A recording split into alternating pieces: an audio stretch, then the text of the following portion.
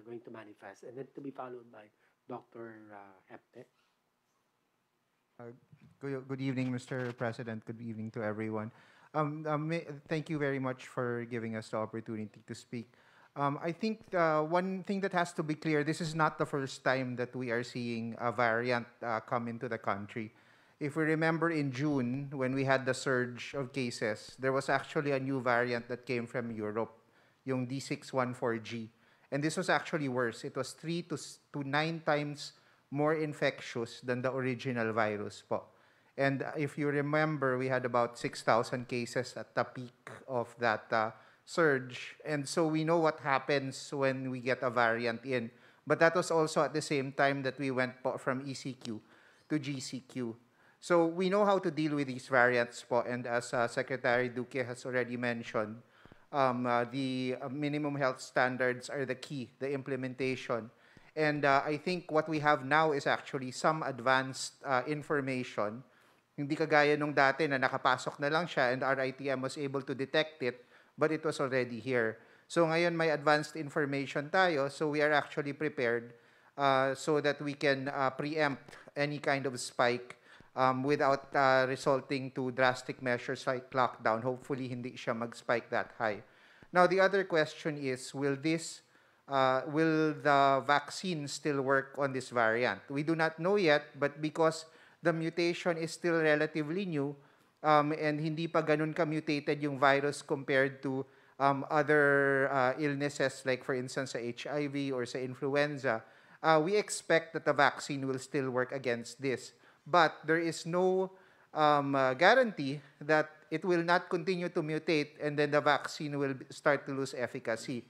But that is not the end of the world because we can actually fix the vaccines as well. But that goes back to proper monitoring and surveillance so we know if the vaccine is already starting to lose efficacy so that we can preempt and we can add the strains to the vaccines para gumagana pa rin. So basically what I'm saying is this is not the first time we're facing a variant. We know how to deal with it. And also that surveillance is really key to making sure that our vaccines, once they get here, remain effective. But we know what works, and I think that we just have to make sure that we are doing the right public health interventions. Thank you, Mr. President. Yes, you said it right. What is important is we would know, or we should know, whether it would work or not. Any, I said, interdiction into this pandemic now going on, masiguro lang natin na yung ginagawa natin would be the correct one.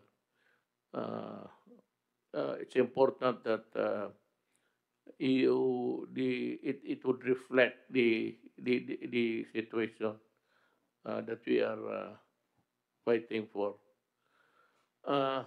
Yes, Doctor. Good evening. We have Dr. Yes. Troy Hepte, Mr. President. Yes. Good evening, Mr. President. Yes. Susundan ko lang po yung nasabi rin ni Dr. Edsel at ni Dr. Escalante. This is with regards po yung dun sa suggestion nyo na magkaroon tayo ng separate task force or maybe a technical working group to look at the situation as it is. Kasi nagde-develop po yung nangyayari and I think as Dr. Escalante of WHO mentioned, a proper risk assessment will be very helpful for us to understand kung ano po yung characteristics nitong new variant nito, how it appears, and in the contribution of other member states or countries of WHO, they can help us come up with a good picture of what is happening. With regards po dun sa surveillance natin, I think we need to also acknowledge po that we have a lot of success in our systems development for surveillance for diseases, contact tracing, yung pagsiset up po ng mga laboratories, health facilities. And I think ang important po, aside from looking at where the diseases are o yung mga spikes or clusters, natutuntun din po natin kung saan po medyo may kahinaan dun sa ating system. Varied po kasi yung ating mga LGUs. Some are performing better than others, but some are not that organized or kulang po sa capacity. And I think we should really be able to have that kind of granularity also to look at yung system's performance natin down to the local level. And I believe that DOH and DILG has that very close relationship so that we can inform them of what the probable gaps are in the surveillance system. And crucial po kasi kung mag-iisip tayo dun sa timing, pag kinulang tayo ng, or kinahuli tayo ng konti, baka dumami yung kaso. And very crucial po yung capacity building natin for surveillance. And nakasalali po yan dun sa office ng DOH Epidemiology Bureau and all of their network dun sa epidemiology and surveillance units all over the country. So I think how we try to get that system and study it and how we can further add to its strengthening and improvement, all the better po for us to prepare ourselves for this threat of this new variant. It won't be the first and last time po. And I think there will be other opportunities for us to learn kung paano natin mapapaigting pa yung ating mga measures against this particular threat of possible mutations in the future. Yun lang po, Mr. President. Thank you. Thank you.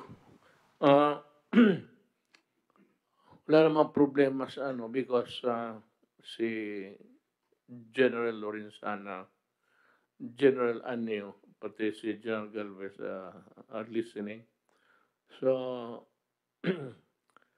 we would rely on their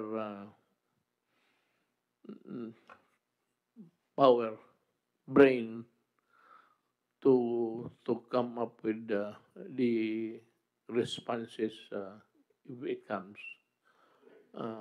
But let me revisit itong vaccine. I remember distinctly dito sa body that I said itong vaccine, ang pagbili, ang to select and to bawat to buy, binigay ko yan kay General Galvez. Solely kanya, sabi ko. Idiyo yan lahat trabaho. Then there comes this raucous about a vaccine or